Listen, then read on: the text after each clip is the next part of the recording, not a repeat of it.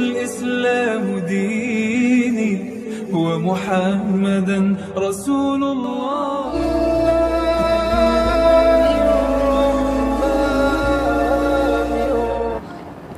Assalamualaikum warahmatullahi wabarakatuh.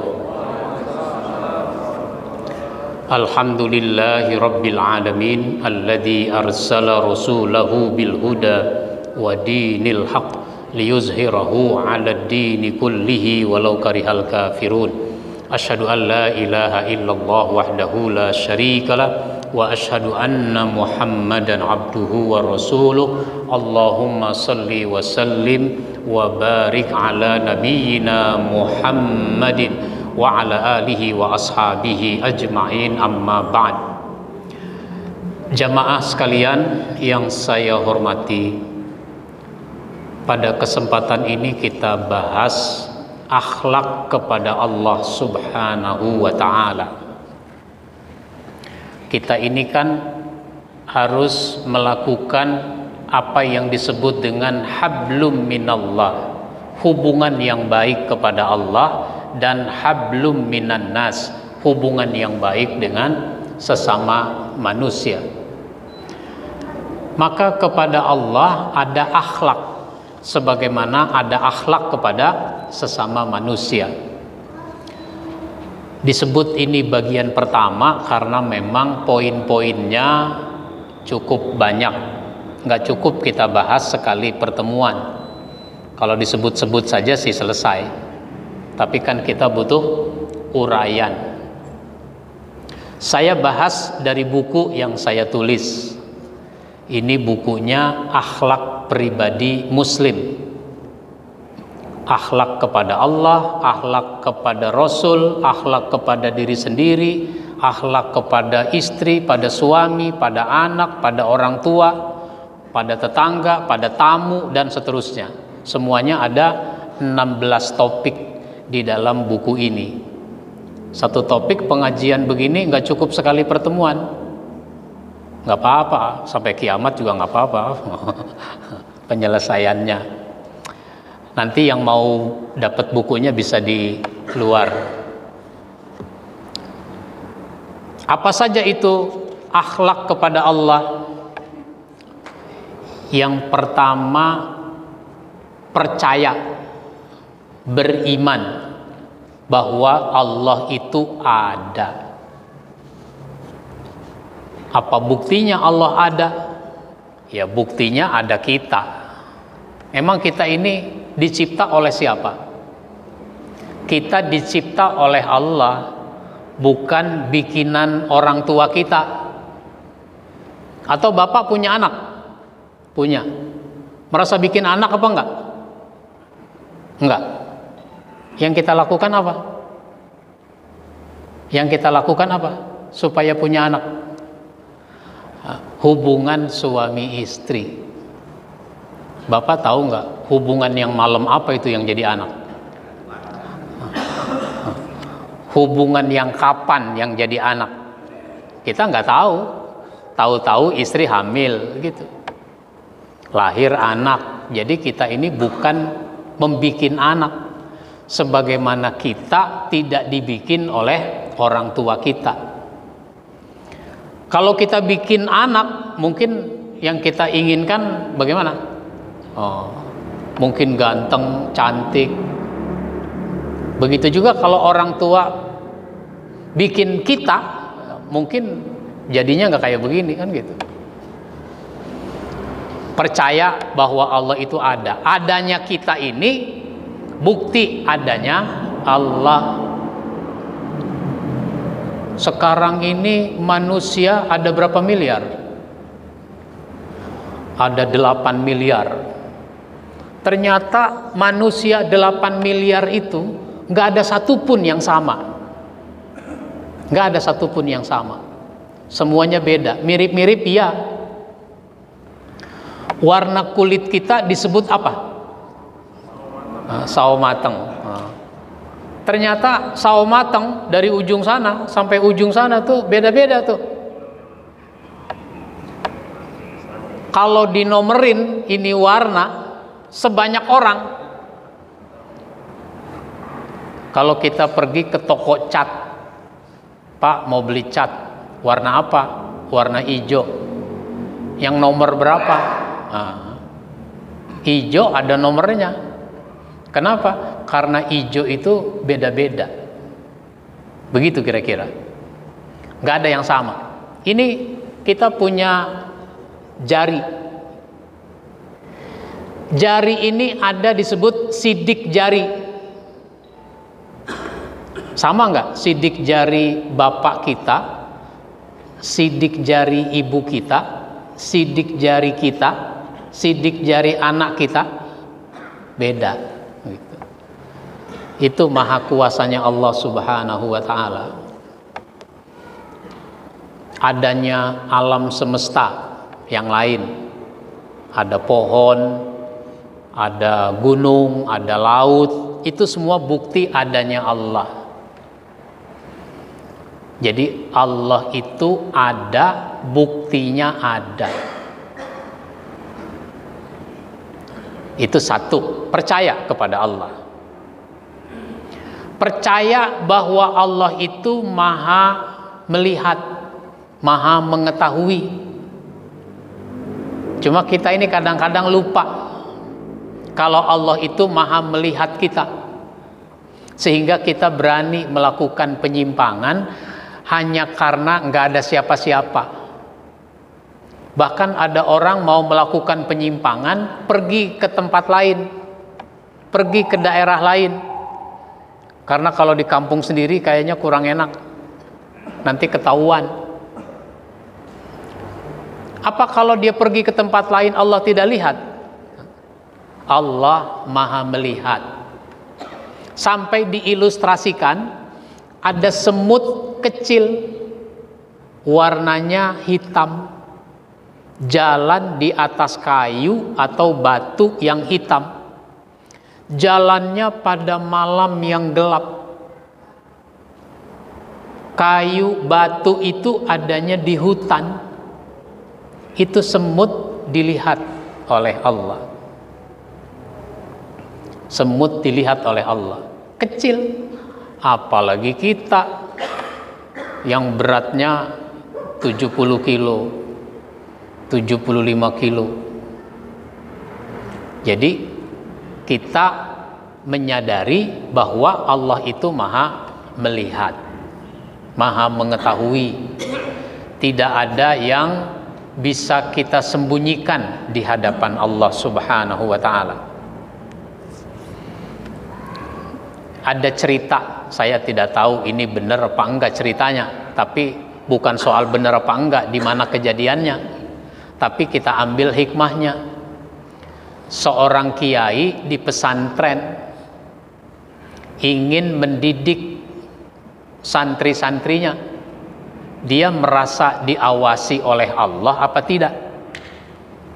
Maka si kiai itu menyediakan ayam yang masih hidup sebanyak santri. Disiapkan pisau. Kata si kiai, kalian sembelih, potong ini ayam di tempat yang menurut kalian gak ada yang tahu, gak ada yang dengar, gak ada yang lihat. Silahkan cari tempat yang gak ada siapa-siapa, gak ada yang melihat, gak ada yang dengar, gak ada yang tahu. Santri itu menyebar, cari tempat yang paling sepi.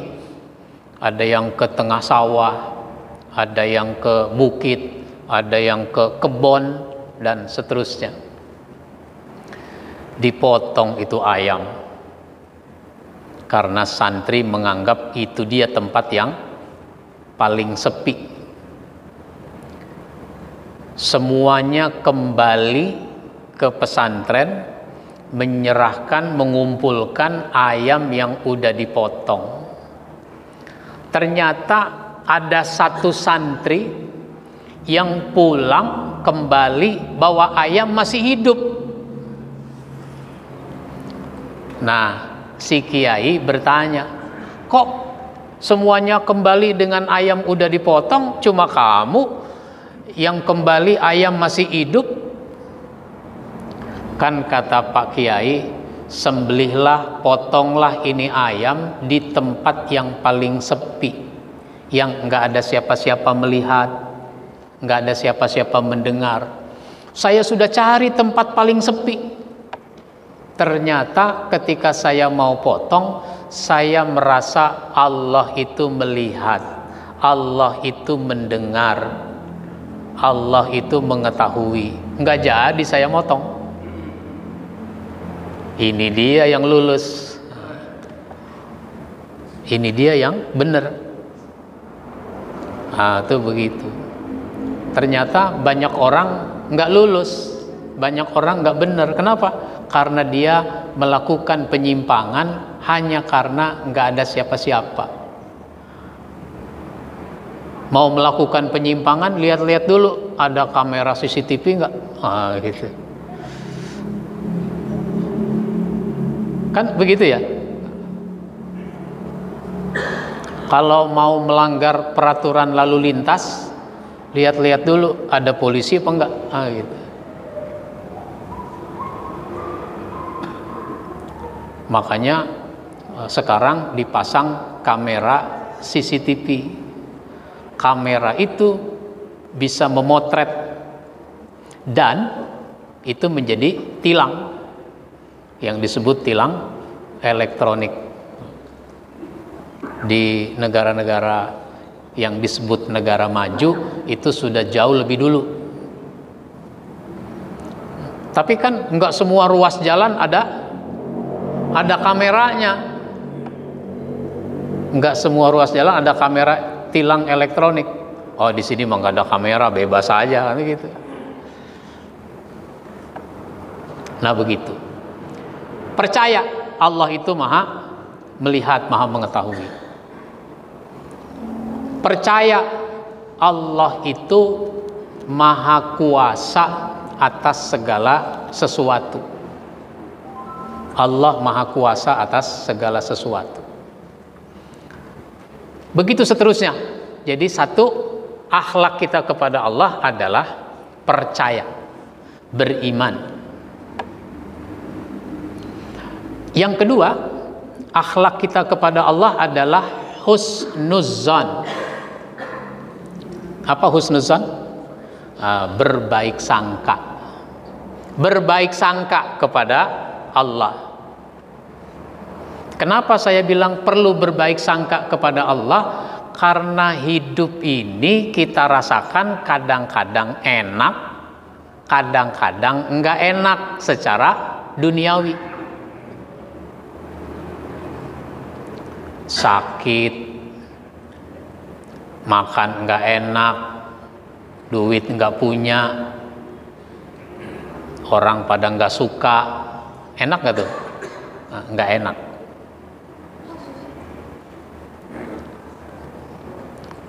Duit banyak, makanan ada, dimakannya enak, badan sehat, enak nggak tuh? Nah, kalau lagi enak, kadang kita mengatakan Allah itu adil, Allah itu sayang. Kalau lagi nggak enak, kita bilang Allah itu tidak adil. Masa saya rajin sholat sakit, itu dia nggak sholat seger-seger aja kelihatannya. Nah, jadi kalau kita lagi nggak enak, kita menganggap Allah itu tidak adil. Nah, itu namanya suudzon pada Allah. Jadi kita ini harus berbaik sangka kepada Allah terhadap ketetapan-ketetapan yang diberikan kepada kita. Maka kalau kita udah begini, kita jangan suka seolah-olah nggak terima. Ada orang laki ngomong sama perempuan, lu mah enak jadi perempuan, nggak nyari duit, gitu kan? Ada yang ngomong begitu, Pak? Lu mah enak jadi perempuan, nah gitu. Yang perempuan balik lagi ngomongnya, enakan juga lu laki-laki, nggak hamil, nggak beranak, nggak menyusui. Jangan ngomong begitu. Emang kita udah jadi laki-laki, terima sebagai laki-laki. Emang perempuan, terima sebagai perempuan. Jangan laki-laki pengen kayak perempuan, jangan perempuan pengen kayak laki-laki. Baik sangka. Baik sangka juga terhadap apa yang sudah diatur oleh Allah. Diatur. Karena Allah itu ada aturannya. Aturan dari Allah itu disebut dengan syariat. Terima syariat Allah itu. Nah, di dalam syariat itu ada perintah, ada larangan. Ada perintah, ada larangan. Maka kalau kita diperintah husnuzan, baik sangka kepada Allah. Allah pasti punya maksud baik di balik perintah ini. Nah, gitu. Baik sangka kepada Allah. Apalagi kalau kita dilarang, baik sangka kepada Allah. Pasti di balik larangan ini ada mafsadat, ada keburukan yang ingin dicegah oleh Allah. Nah, itu husnuzan. Maka Nabi Ibrahim mencontohkan pada kita bagaimana beliau dan keluarganya husnuzan kepada Allah, baik sangka kepada Allah. Sepekan lagi kita Idul Adha. Nggak bisa dipisahkan haji dan Idul Adha itu dari Nabi Ibrahim alaihissalam. Dulu Nabi Ibrahim diperintah oleh Allah untuk memindahkan, menghijrahkan istrinya Siti Hajar dari Palestina ke Bakkah. Dulu istilahnya namanya Bakkah, cuma enak nyebutnya Makkah. Nah, gitu. Maka Bakkah itu dulunya namanya dulu Bakkah, sekarang disebut Makkah. Kenapa Nabi Ibrahim merasa berat untuk melaksanakan perintah ini? Karena dia kasihan pada istrinya, pada anaknya. Emang kenapa? Karena di Bakkah itu belum ada kehidupan. Nggak ada orang, nggak ada tumbuh-tumbuhan, nggak ada binatang, bahkan nggak ada air. Bagaimana harus menempatkan istrinya di situ? Tapi karena dia baik sangka kepada Allah, pasti ada maksud baik di balik ini, dia laksanakan. Meskipun berat, laksanakan. Lalu ketika sudah diantar istrinya ke situ bersama bayinya Ismail, istirahat sudah cukup, Nabi Ibrahim mau kembali lagi ke Palestina. Maka dia pun melangkah meninggalkan istrinya. Baru berjalan beberapa langkah, istrinya memanggilnya. Istri manggil suami itu bagaimana? Pak, Bang, Abi. Nah, katakanlah Pak. Pak. Nabi Ibrahim diam, berhenti, tapi nggak nengok. Kenapa nggak nengok? Nggak tega ngelihat istrinya di situ. Mengapa engkau tempatkan aku di sini? Nggak dijawab itu pertanyaan. Jalan lagi.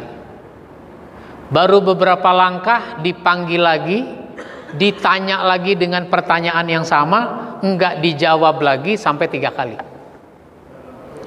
Akhirnya Siti Hajar mengubah pertanyaan, apakah Allah yang nyuruh engkau menempatkan aku di sini?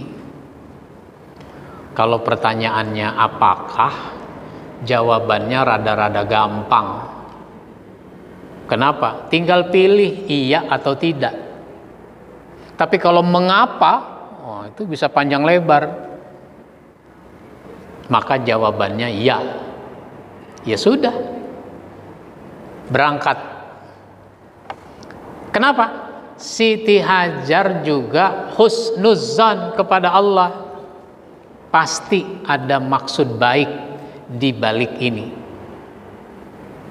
Nah, jadi orang kalau sudah husnuzan kepada Allah, dia mau taat kepada Allah, melaksanakan apa yang diperintah oleh Allah.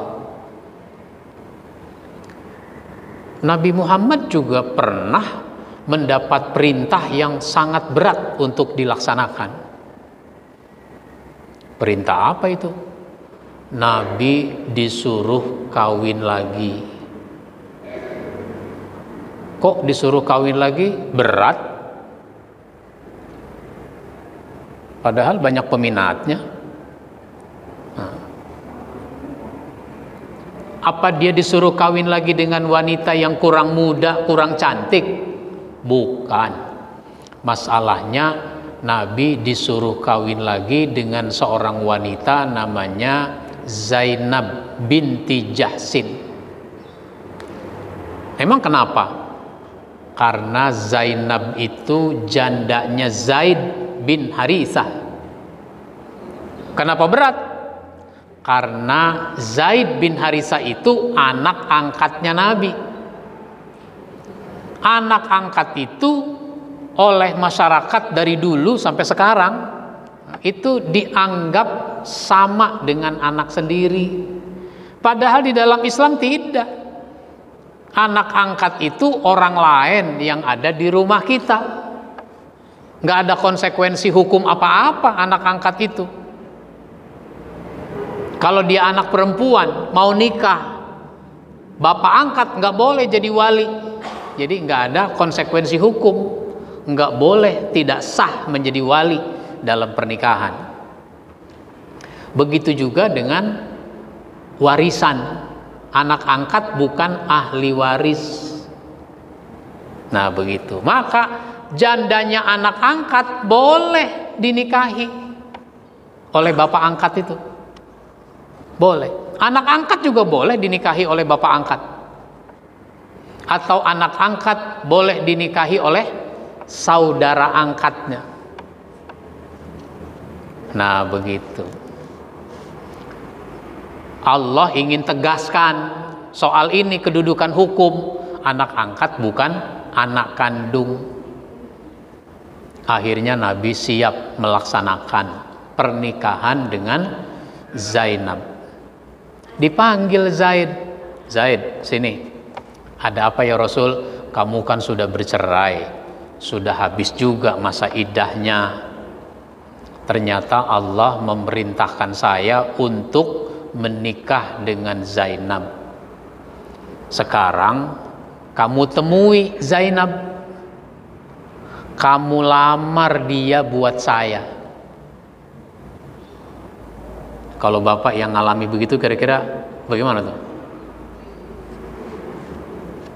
Bekas istri bapak harus bapak lamar untuk orang lain. Kira-kira bagaimana? Wah itu berat di hati itu. Tapi inilah pelajaran berharga, bahwa orang kalau bercerai yang putus cuma ikatan suami istri, ikatan persahabatan, ikatan sesama mukmin, ikatan kepamilian. Kalau dia menikah dengan familinya juga, itu tidak putus. Apalagi ikatan sebagai bapak dan ibu. Kalau dia udah punya anak dari pernikahan itu, ikatan sebagai bapak dan ibu itu tidak putus. Nah, cuma kan orang kalau bercerai udah putus segala-galanya. Nah begitu. Jadi akhlak kepada Allah itu baik sangka, enak dan tidak, perintah dan larangan kita pandang dengan sudut pandang yang positif. Nah, begitu. Ini dua dulu yang kita bahas, nanti kita bahas lagi bagian yang kedua. Silakan, ada pertanyaan? Ya, silakan Pak.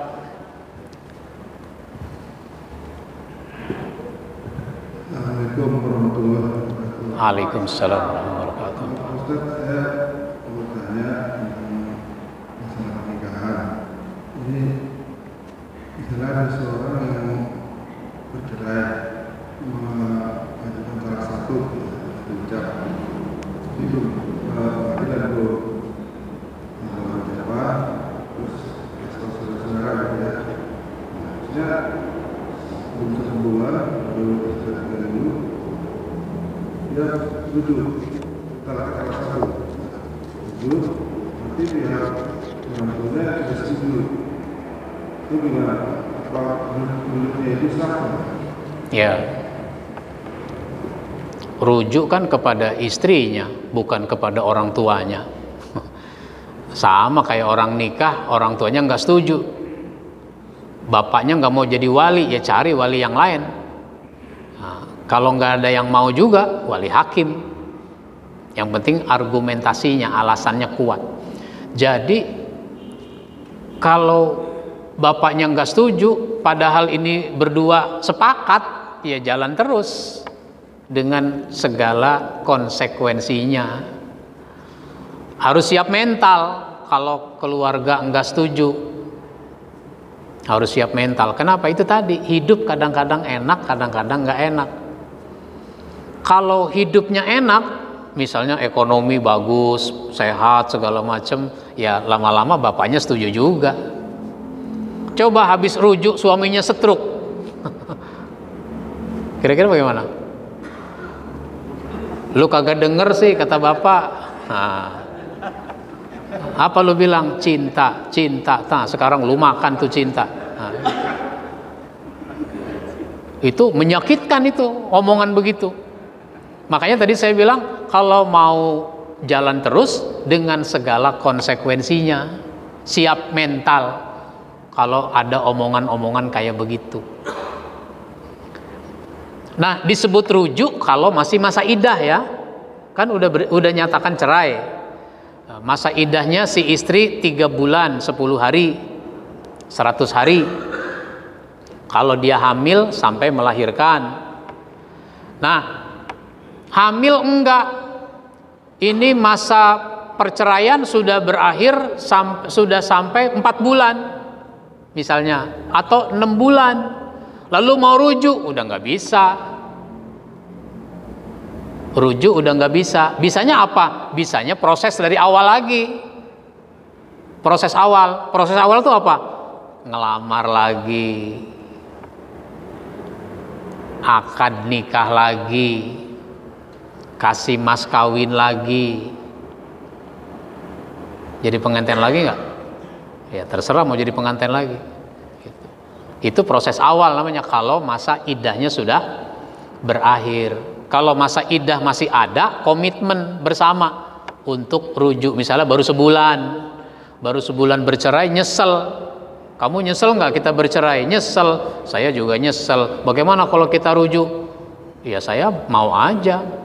Ayo kita ngomong ke orang tua. Orang tuanya nggak setuju. Nah, bisa. Bapak boleh setuju, boleh enggak, tapi kami tetap mau rujuk. Nah, misalnya begitu. Mestinya bapaknya senang, bersyukur, alhamdulillah. Emang hidup ini ada pelajaran. Orang itu kalau belum berpisah, orang kalau sudah berpisah, ya maksudnya, orang kalau sudah berpisah baru terasa. Baru terasa kalau dia saling membutuhkan. Baru nyesel. Makanya talak itu ada 3. Talak 1 nyesel, rujuk.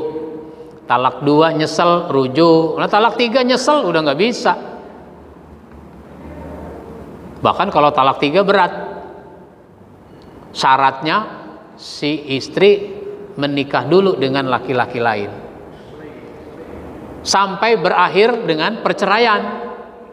Bukan nikah rekayasa, bukan nikah rekayasa. Lu kawinin ya bini gua tuh, nanti biayanya dari gua dah. Nanti seminggu apa 2 minggu lu ceraiin. Emang kenapa begitu? Soalnya gua mau balik lagi. Syaratnya harus nikah dulu dengan laki-laki lain. Tapi lu jangan apa-apain ya, peluk cium boleh lah. Nah, ya nggak bisa begitu.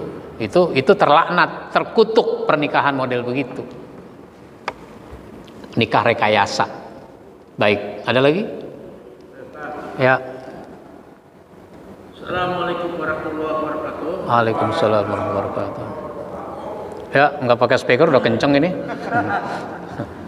Tentunya tema pada hari ini saya sangat tertarik bahwa hidup ini manusia akan selalu menghadapi ada enak dan tidak enak. Berarti hidup ini adalah penuh dengan ujian. Bagaimana Allah berfirman di dalam surat Al-Mulk ayat 2, "Alladzi khalaqal mauta wal hayata liyabluwakum ayyukum ahsanu amala." Bahwa manusia ini akan menguji. Nah, dalam menghadapi ujian ini tentunya manusia ada yang lulus dan ada pula yang tidak lulus. Mohon dijelaskan bagaimana cara mengatasi agar kita menjadi orang yang lulus di hadapan ujinya, yaitu Allah Subhanahu wa taala. Demikian. Terima Baik. kasih. Ujian itu ada yang enak, ada yang tidak enak. Cuma sayangnya kita ini baru merasa diuji kalau lagi nggak enak. Enak itu diuji, nggak enak diuji. Orang kadang bisa ngadepin ujian yang nggak enak, tapi dia ternyata nggak bisa menghadapi ujian yang enak.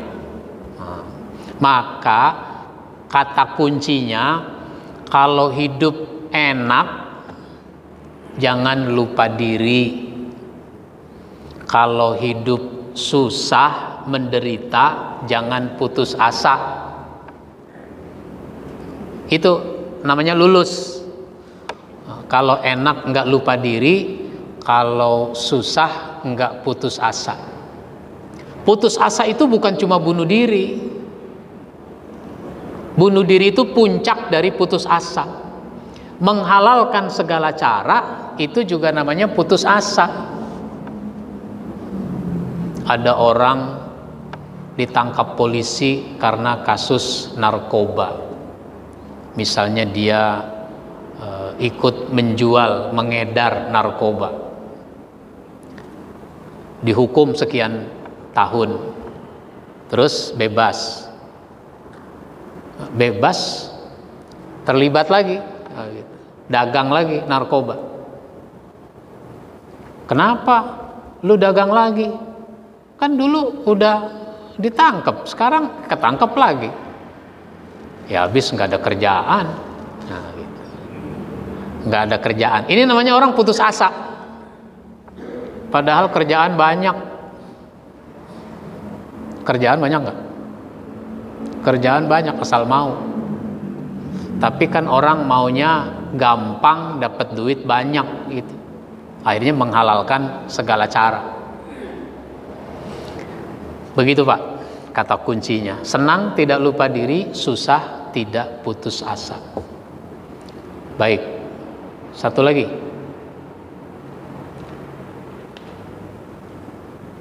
Udah. Mudah-mudahan bermanfaat apa yang kita bahas. Insya Allah kita sambung pada pertemuan berikutnya. Kita akhiri dengan baca hamdalah. Alhamdulillahirabbil alamin. Wassalamualaikum warahmatullahi wabarakatuh.